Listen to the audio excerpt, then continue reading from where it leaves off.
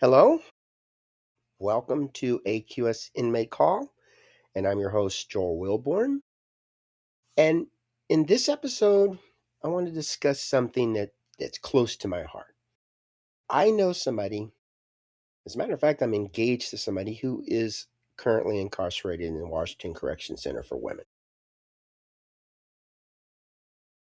I hear firsthand from her and from those who are incarcerated with her some of the atrocities that's going on within the Department of Corrections. So, as a podcaster and as a prison advocate, I want to share the information with you.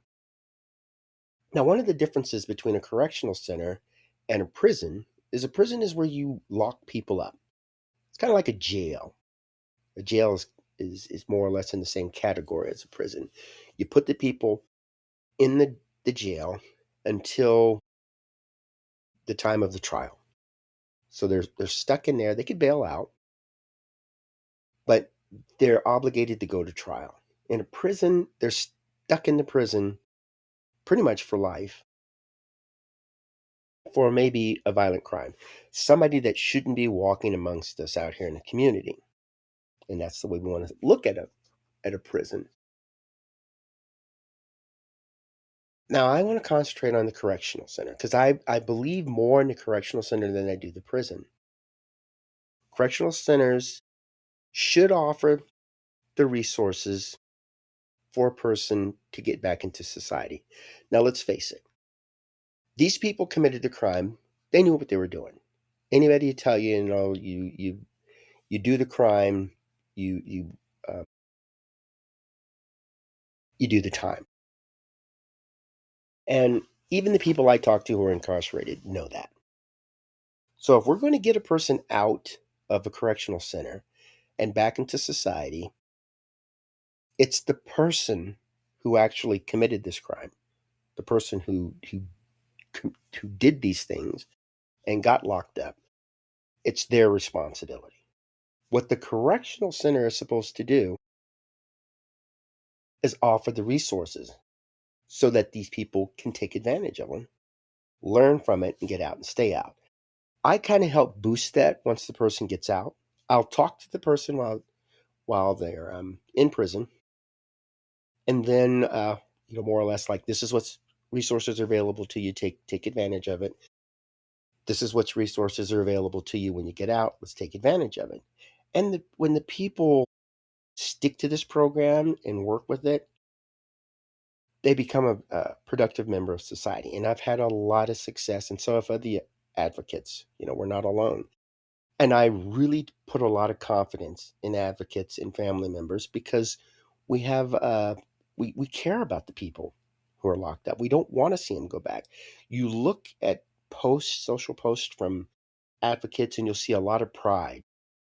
This is the person I work with. This person came to dinner with me. We had Thanksgiving together. We exchanged Christmas presents. It's just fantastic to read those posts, and you can find them on any social media outlet. You just look for the advocates.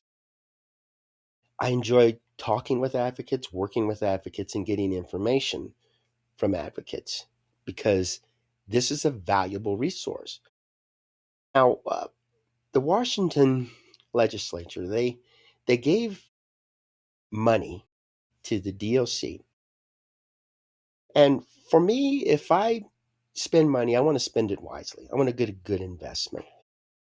And with a correctional center, a good investment is people that don't go back, a low recidivism.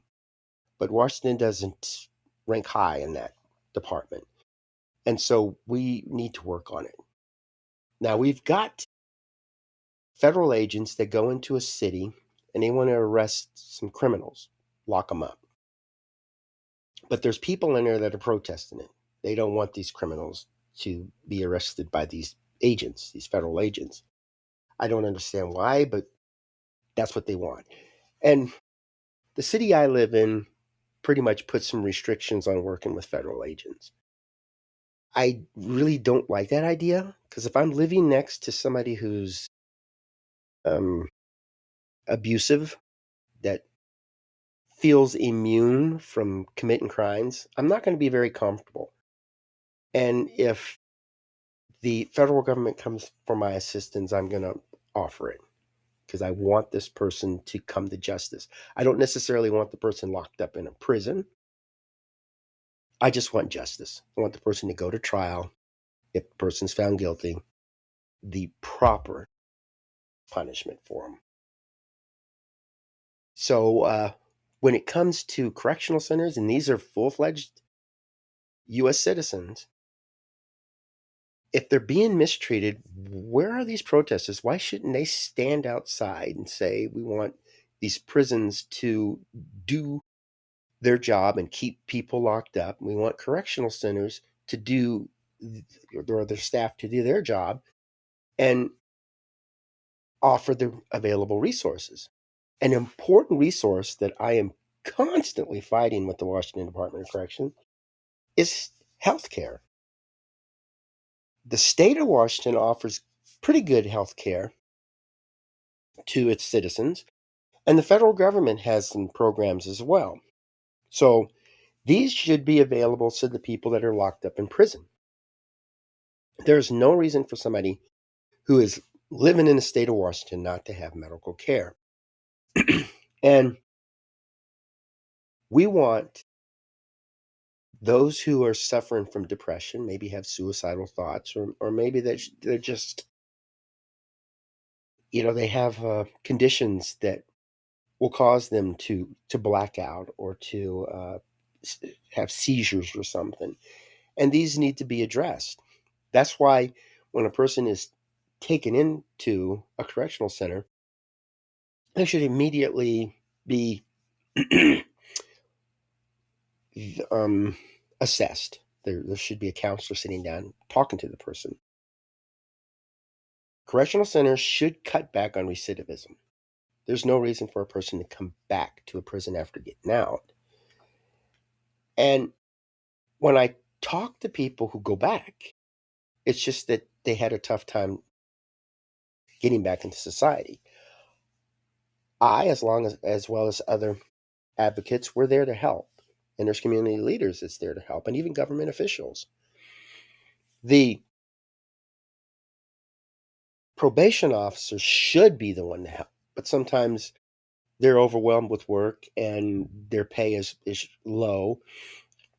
And then you may even have government shutdown stuff with them too. So we can't put too much on them. So it's all on the individual. I hold the people who are incarcerated responsible for their actions. And I don't sway from that. There's no reason to. And a lot of times, some of the advocates are former prisoners and they were incarcerated for maybe years. And they get out and they feel good about helping people. And it's not really hard to do it. And these guys get this great motivation and drive to help folks. I mean, in the state of Washington, a former incarcerated person is running the correctional center over there. So they have a lot to offer, and I'm all for that. Former incarcerated people are good advocates, and they're good mentors. But this health thing, if a person has bad health and gets out and it's too late, or they can't find comparable care, we need to work on that. We need to concentrate on that because the correctional center is more than just a building where people are housed. It's a whole network. So I want to use an example of a person who's currently incarcerated at Washington State Penitentiary, which is a prison. It houses some of the state's worst criminals. So his name is Michael Horton. Now he sent me a message, and I gave him the best advice and support I could, but it didn't work. So he sent me a follow-up one, and then I'll summarize it here. First point is an 18-year pattern of failure. He had gluten-free meals that have been consistently incorrect for nearly 2 decades. Errors occur, and this is in quotations here, at almost every meal. Repeated grievances escalated to level 3 have produced no lasting change. And 2, institutional fatigue and fear. Staff are weary of dealing with the issue. Michael fears retaliation for reporting errors, potentially transfer or other consequences. This fear shapes daily decisions about whether to speak up. The third point, legal dead ends. He has contacted every attorney that I previously sent to him, and he had no success. So he's asking for me to send him more attorney leads, which I did, and a newly worded damages letter describing audacious and abusive treatment. And I sent him that, a little draft of a letter that he could send to complain about the situation that he's in. A fourth point is systematic food service breakdown. CI Food Services is exiting centralized food prep, returning control to the Washington Department of Corrections. Despite the shift, leadership and methods remain unchanged. So expectations for improvement are low. And new kitchen newsletters are described as CYA messaging, promising menu upgrades while ignoring special and therapeutic meals entirely. Now, he needs gluten-free meals. And you would think that would be a simple request to fulfill, but it's not. DOC likes to take things and make them complicated. Now, a fifth point, emotional and mental toll. The situation has caused chronic stress, depression, anger, and frustration, a sense that mental health is consistently under pressure and compromise. This is a quote from him. How is this correctional center supposed to get people out into the community by creating this stress and depression and anger? Now, in a prison, they stay for long periods of time, so we don't expect them to get out in the community very, very soon. But there's others in there that do get out, and Michael's going to be talking to other people. So in a prison, you don't want to exacerbate the issue. You want to play it down. And this is not good. So a 6 point, the core narrative. A person with medical, dietary need has endured 18 years of preventable harm. The system acknowledges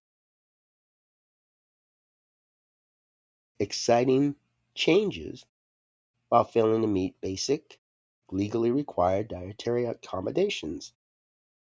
And Michael is asking for help, advocacy, and a path forward. That's where I come in. That's what I do. Should I have to do this? No. These people are getting billions of dollars to run this institution, and he's going through this. Yeah, he committed a violent crime. Yeah, he's locked up. But that's why we have correctional centers. That's why we have prisons, to keep the people away, not to make matters worse. This particular situation isn't helping anybody. Should he get out one day? He's dragging all this with him. And is there going to be anybody out there to greet him at the door? No. There's nobody going to be out there to say, here's what you do, unless I can get there for him, or another advocate, or maybe a family member who's worked with us advocates to help him out. But the only way we can get this fixed is to make the Department of Corrections do what it's required to do under the law. Now, unfortunately for me, I've been advocating for a few people here and there, and then I decided, I'm going to fight for myself. I've been denied marriage and visitation with my fiance, which is a violation of federal law, violation of state laws. I don't really deal with the DOC violating law. The last big case I went through with Paula Gardner, and that was when they gave her such poor medical treatment that she developed cancer. And the courts found that the Department of Corrections was negligent and awarded her $9.9 million. I was very happy with that. I wanted to do more. I wanted to go to court. I wanted to prove some illegal activity, but she was afraid she was going to die and she wasn't going to live through the court process. That's her. She has that right to do that. Michael could do the same thing. He could go to court with this.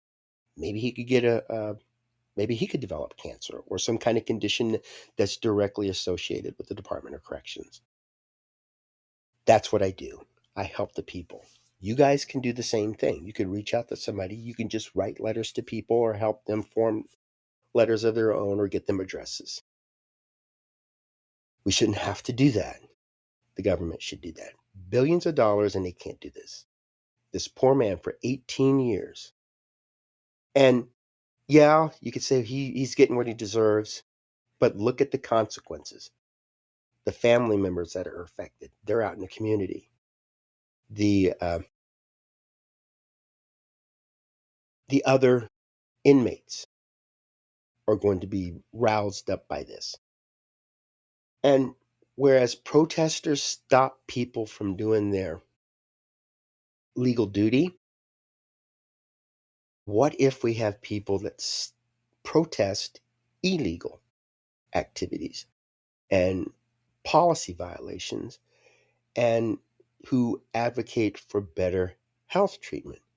Don't you think with the people sitting in the prison and in the correctional centers that they'll spread that around? They'll talk to other people.